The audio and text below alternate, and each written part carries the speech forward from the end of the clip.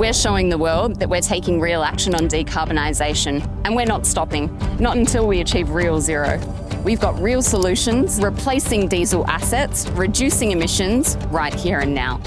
3,600 solar panels installed every day, on our way to more than 1.2 gigawatts by 2030. 17 wind turbines will soon be rising on the horizon, and our first 250 megawatt hour battery storage system is already in place to firm that power.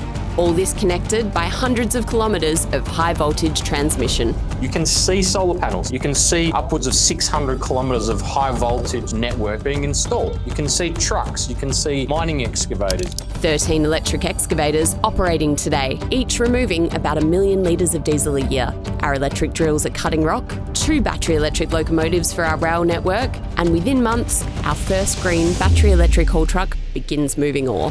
We've just launched the new prototypes for our wheel loader and our wheel dozer, and this didn't exist before Fortescue got involved to custom create one for our mining operations in the Pilbara.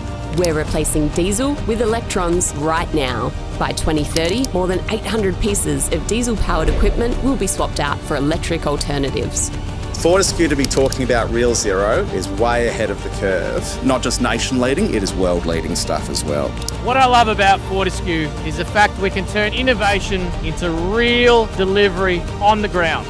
Real investment, real progress, real zero in motion.